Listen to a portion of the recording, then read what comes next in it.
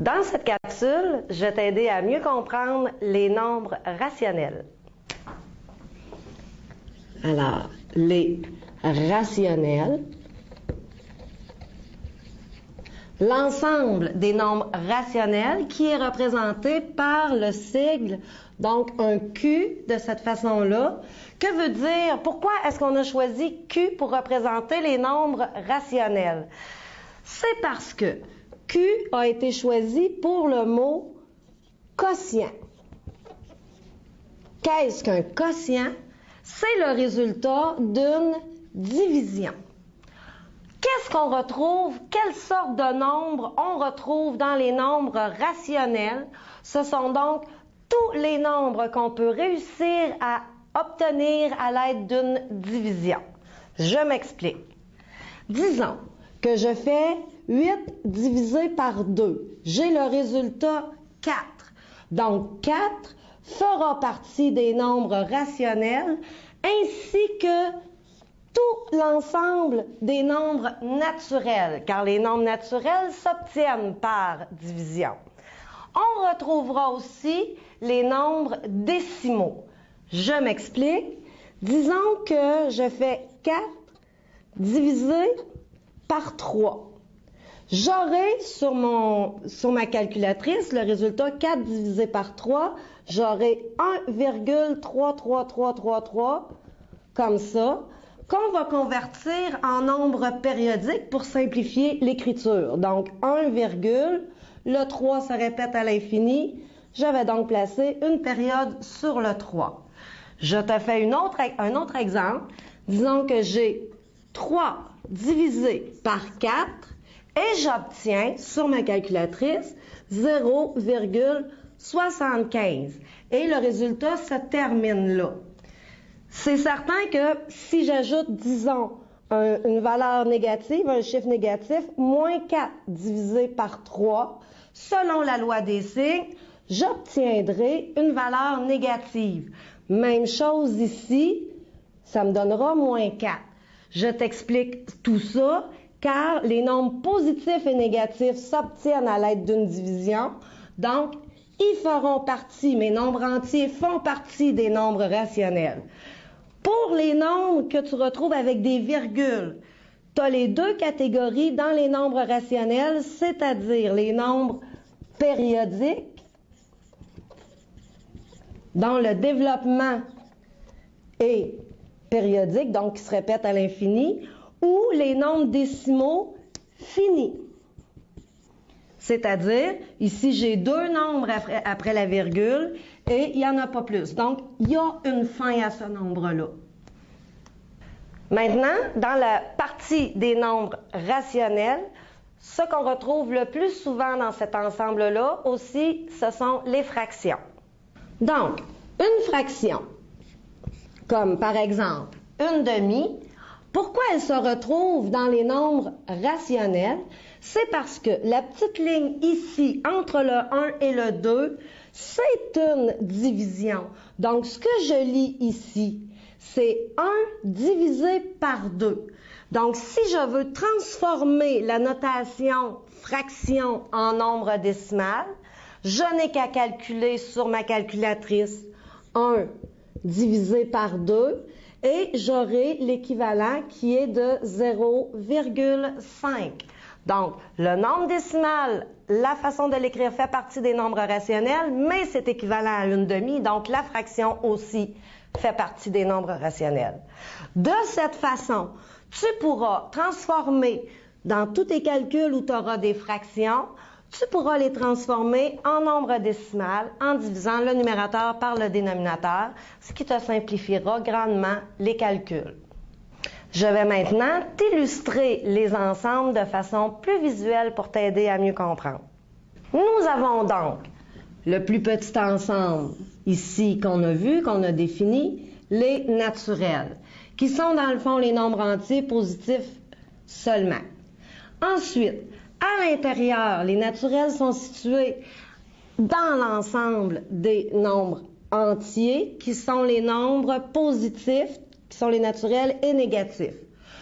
Où se retrouve l'ensemble des rationnels?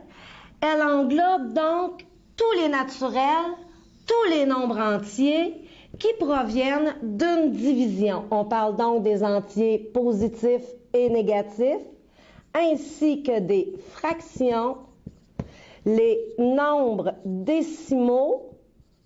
On en a deux sortes, qui sont soit le développement décimal qui est fini, comme 0,75, ou les nombres périodiques.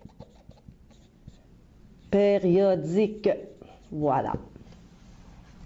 Je poursuis donc avec les 4 opérations, en commençant par addition, soustraction, des fractions seulement. Parce que quand tu auras des calculs algébriques à faire, tu devras employer la même façon de faire. Débutons avec un exemple.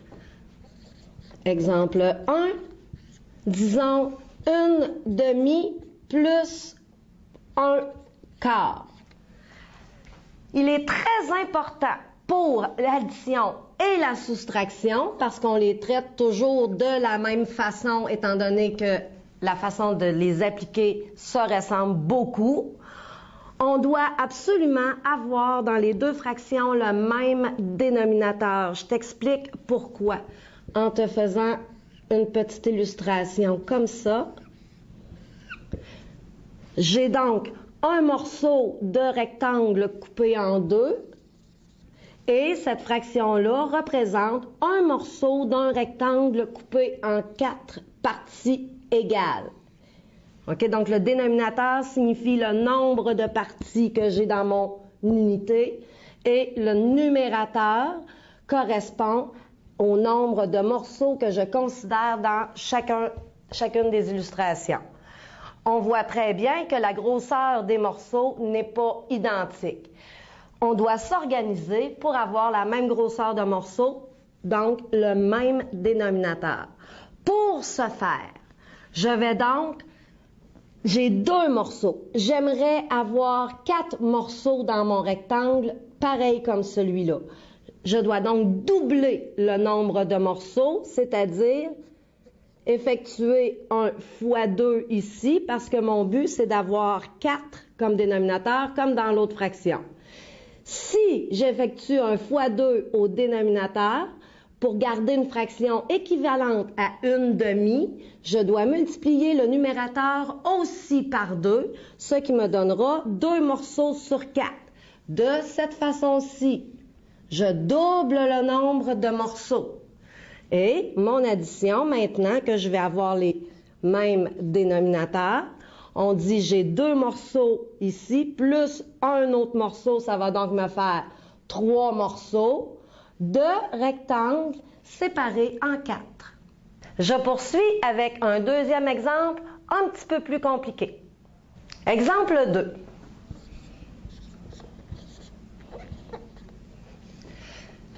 Une demi plus 1/3. Le but, on doit, pour pouvoir additionner ou soustraire des fractions, je dois avoir obligatoirement le même dénominateur. Est-ce que je peux passer de 2 et lui faire une multiplication pour obtenir 3? Je ne peux pas multiplier par 2, ça va me donner 4, ou par 3, ça va me donner 9, donc je ne peux pas. Je dois donc trouver un multiple commun à 2 et à 3. La façon la plus simple, c'est de multiplier les deux dénominateurs. Donc, 2 fois 3 me donnerait 6. 6 devient le dénominateur commun pour mes deux fractions. Je dois maintenant transformer chacune de mes fractions en multipliant par la même valeur le dénominateur et le numérateur de façon à obtenir une fraction équivalente. Donc, 2 pour avoir 6, je lui fais fois 3. Si je fais fois 3 au dénominateur, je dois faire fois 3 au numérateur. Donc, on voit très bien, 1/2, c'est l'équivalent à 3 sur 6. OK, donc 3 morceaux sur 6 représentent la moitié. Mes fractions sont équivalentes. Je fais le même raisonnement avec ma deuxième fraction. Mon dénominateur étant 3, Je veux avoir 6 comme dénominateur. Je dois donc lui faire fois 2. Si je fais fois 2 au dénominateur, je dois la faire aussi au numérateur. Et j'obtiens 3 sixièmes. Je peux maintenant additionner parce que j'ai le même dénominateur. Ça va donc me donner 3 morceaux plus 2 morceaux, ce qui m'en donne 5. 2 rectangles qui sont coupés en 6 morceaux. Je conserve le même dénominateur. Si je dois faire, par exemple, une soustraction, ce n'est pas plus compliqué. Je vais te montrer, juste ici, changer l'addition pour une soustraction. Voilà, voilà. Donc, même chose, j'ai des dénominateurs différents. Je dois m'organiser pour avoir le même dénominateur et j'applique de la même façon que tantôt. Sauf que, au lieu d'additionner mes numérateurs, je vais donc soustraire mes dénominateurs. Je dois faire une soustraction. 3 moins 2, ce qui me donnera un morceau de rectangle coupé en 6. Passons maintenant à la deuxième génération d'opérations, c'est-à-dire multiplication et division, en commençant par la multiplication. Commençons par un premier exemple de multiplication de fractions. J'ai, disons, 2 cinquièmes que je dois multiplier par 4 sixièmes. Pour la multiplication, il n'est pas nécessaire d'avoir le même dénominateur. Multiplication et division étant des opérations plus fortes qu'addition et soustraction, on a moins de taponnage à faire avant d'effectuer la multiplication. Regarde bien. 2 fois 4, je multiplie les numérateurs ensemble, ce qui me donne 8. 5 fois 6, ce qui me donne 30. Voilà, ma multiplication est effectuée. Par contre, quand je donne un résultat final donc pour une fraction, je dois donner la version réduite de cette fraction-là. Qu'est-ce que ça veut dire? Je dois donc diviser le numérateur et le dénominateur par une même valeur, de façon à ne plus trouver de diviseur commun entre le numérateur et le dénominateur. Allons-y simplement par une division par 2 ici, ce qui me donnera 8 divisé par 2, donc 4, 30 divisé par 2, 15. Y a-t-il une autre valeur qui divise à la fois 4 et 5 de façon à obtenir des résultats exacts?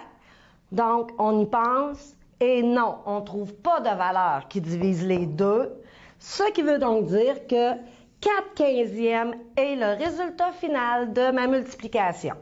Première étape, multiplie numérateur, multiplie dénominateur et réduis la fraction. Pour la division de fraction, je te fais un autre exemple.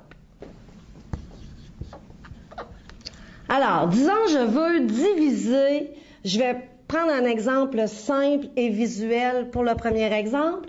Si je veux diviser, par exemple, 4 en morceaux de 1/2, je vais donc prendre mes 4 entiers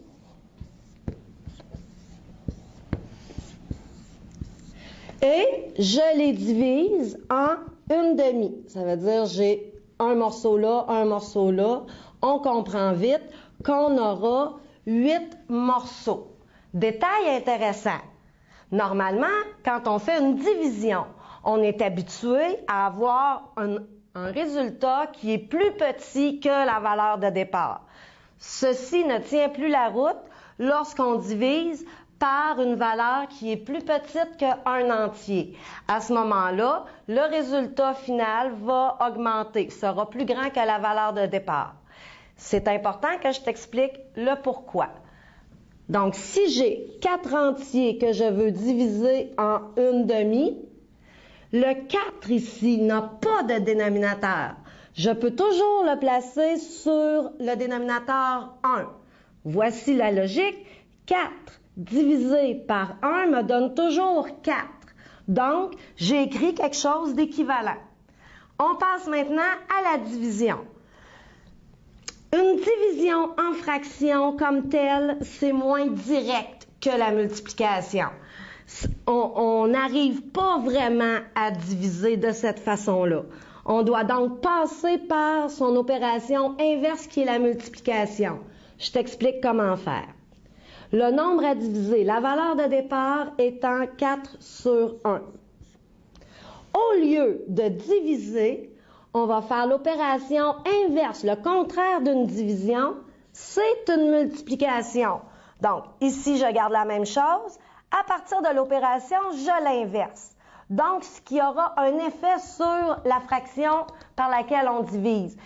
On doit, elle aussi, l'inverser de la façon suivante. Donc, une demi devient 2 sur 1. Je me retrouve avec une multiplication.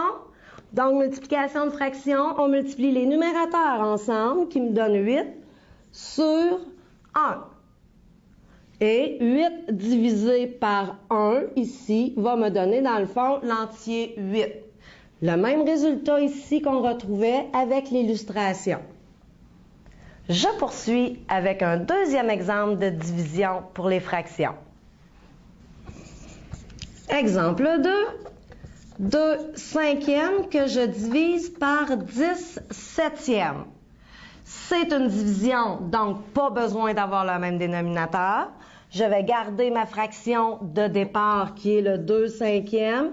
Je change la division pour un fois. Donc, à partir d'ici, on inverse. On va changer le 10 septième. On va l'inverser qui devient 7 dixièmes. Multiplication. 2 fois 7, 14. 5 fois 10, 50. Toujours vérifier si le résultat qu'on obtient est une fraction réduite. C'est-à-dire, y a-t-il une valeur qui divise à la fois le numérateur et le dénominateur? Dans ce cas-ci, 2 va diviser 14 et 50. Dans mes exemples, je prends 2. Mais si, par exemple, 3 diviserait les deux, je prendrais le diviseur 3. Je prends le diviseur qui divise les deux. 14 divisé par 2, 7. 50 divisé par 2, 25. Est-ce que je peux encore réduire cette fraction-là? Je ne trouve pas de valeur qui divise 7 et 25 en même temps. J'ai donc mon résultat, ma fraction réduite de cette division. On termine en faisant un petit lien entre le calcul à l'aide de fractions et le calcul algébrique. Donc, si tu dois additionner deux fractions algébriques, par exemple, 2x à la 2 sur 5 que je dois multiplier ou additionner ou soustraire par 3x sur 6, si c'est une addition, je vais devoir mettre mes deux fractions sur le même dénominateur. Même chose pour une soustraction. Même dénominateur. Tandis que si j'ai une multiplication, je vais multiplier mes numérateurs ensemble, multiplier mes dénominateurs ensemble et vérifier si je peux réduire la fraction. Si j'ai une division, je garde la fraction de départ qui est 2x2 sur 5, je change le divisé pour une multiplication et je vais devoir inverser la deuxième fraction afin d'être capable de faire mon calcul algébrique.